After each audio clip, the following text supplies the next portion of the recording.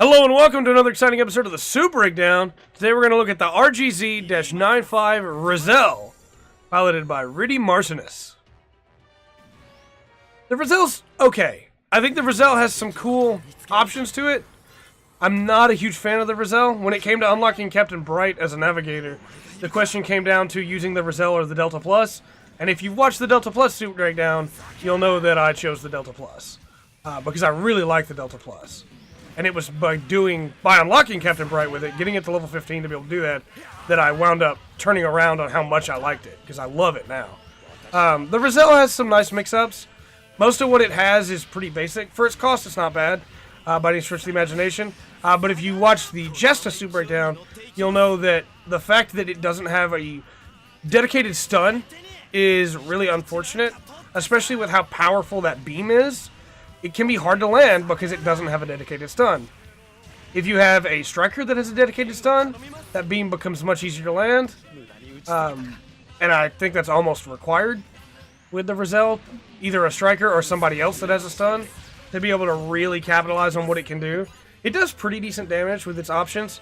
And it is also a manual reload, much as the rest are. Oh no, I'm sorry, it's not a manual reload. I'm looking at my notes while trying to play, which is a problem. The beam is the real bread and butter when it comes to damage, but like I said, very hard to line up. The burst is pretty decent. It's better than the Delta Plus's burst, in my opinion.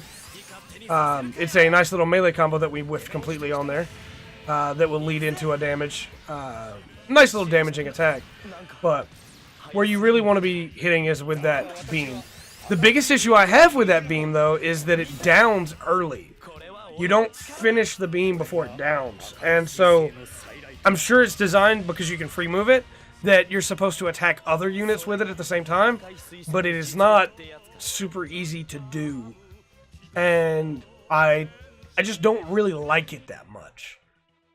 When it comes to cost 200 suits in this game, the ReZEL's not terrible, but I would go with the Vignagina, or I would go with the Guntank.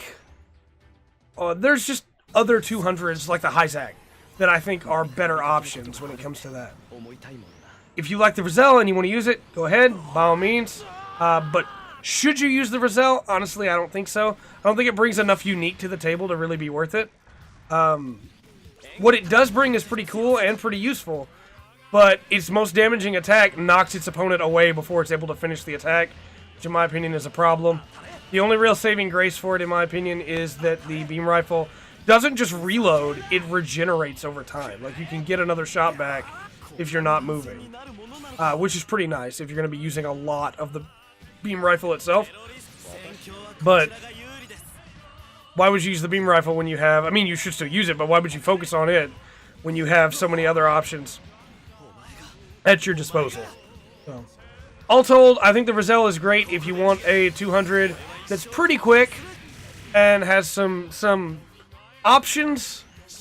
But if you're a ranged person, the ranged options that it have, they're pretty decent, but they're not amazing. And if you're a melee person, the melee options that it have do some decent damage, but are not anywhere close to what I would recommend when it comes to combos. The lack of a stun really hurts this one. But with all that said, this has been the Full Spectrum. I've been Trey.